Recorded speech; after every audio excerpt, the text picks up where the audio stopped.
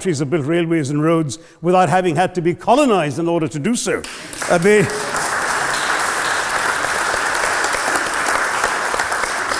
They were designed to carry raw materials from the hinterland into the ports to be shipped to Britain.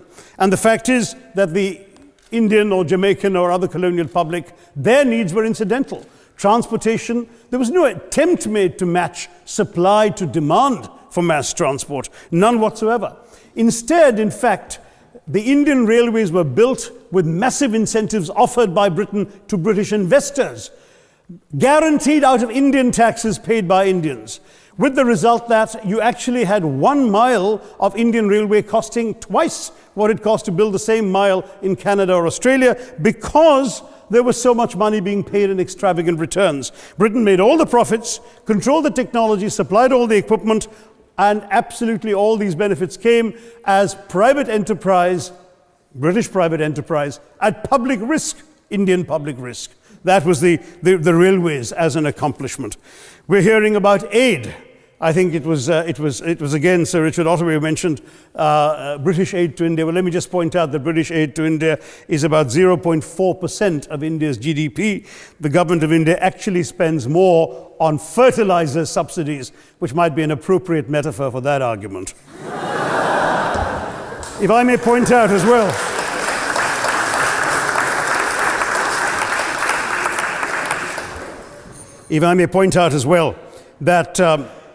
that as my fellow speakers from the proposition have pointed out, there have been incidents of racial violence, of loot, of massacres, of bloodshed, of transportation, in India's case, even of one of our last Mughal emperor. Yes, maybe today's Britons are not responsible for some of these depredations, but the same speakers have pointed with pride to their foreign aid. You're not responsible for the people starving in Somalia, but you give them aid. Surely the principle of reparations for the wrongs that have been done cannot be denied. It's been pointed out, for example, the dehumanization of Africans in the Caribbean, the massive psychological damage that has been done, the undermining of social traditions, of property rights, of the authority structures of these societies, all in the interests of British colonialism. And the fact remains that many of today's problems in these countries, including the persistence, in some cases the creation of racial and ethnic and religious tensions, were the direct result of the colonial experience. So there is a moral debt that needs to be paid. Someone challenged reparations elsewhere. Well, I'm sorry, Germany doesn't just give reparations to Israel. It also gave reparations to Poland. Perhaps some of the speakers here are too young to remember the dramatic picture of Chancellor Willy Brandt on his knees in the Warsaw Ghetto in 1970. And there are other examples. There is Italy's reparations to Libya. There's Japan's to Korea. Even Britain has paid reparations to the New Zealand Maoris. So it's not as if this is something unprecedented or unheard of that's going to somehow open some sort of nasty Pandora's box. No wonder Professor Lewis reminded us that he's from Texas. There's a wonderful expression in Texas that summarizes the arguments of the opposition: all hat and no cattle. Now,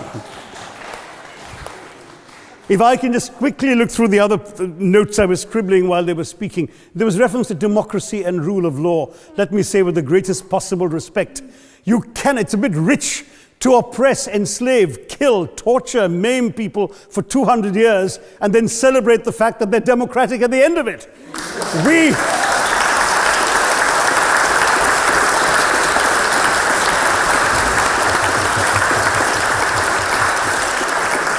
We were denied democracy, sir. We had to snatch it, seize it from you. With the greatest reluctance, it was conceded in India's case after 150 years of British rule, and that too with limited franchise. Yes, indeed, ma'am. The opposition spoke quite highly of Greek and Athenian democracy on which the West should pride itself, and spoke of liberty and equality in that same name. The Athenian democracy was only functioning because of the slave society on which it was built. That's the nature of colonisation. All right, I don't think that needs contradiction, not from me at any rate.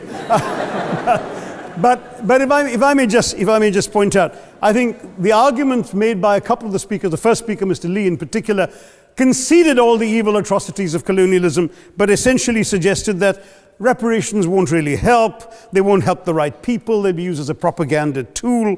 They'll embolden people like Mr. Mugabe. It's always nice how in the old days, I'm sorry to say that the people of the Caribbean used to frighten their children into behaving and sleeping by saying Sir Francis Drake would come after them. That was a legacy of that. Now it's Mugabe will be there. So this is the new sort of Sir Francis Drake of our times.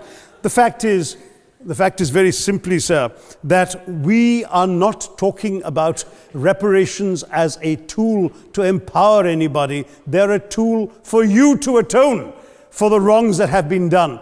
And I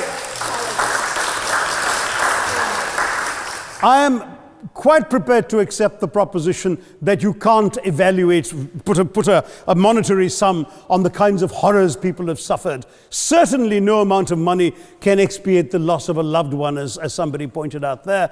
You're not going to be able to figure out an exact amount. But the principle is what matters.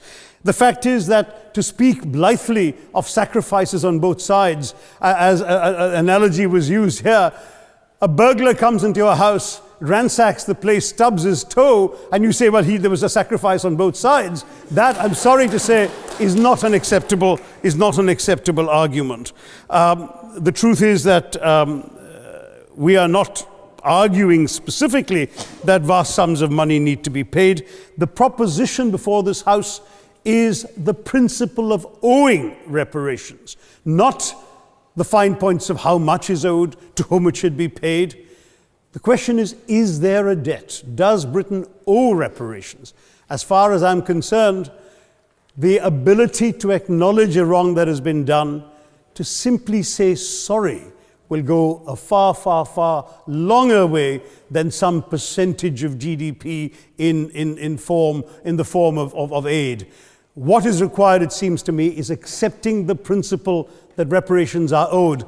Personally, I'd be quite happy if it was £1 a year for the next 200 years after the last 200 years of Britain and India. Thank you very much, Madam President.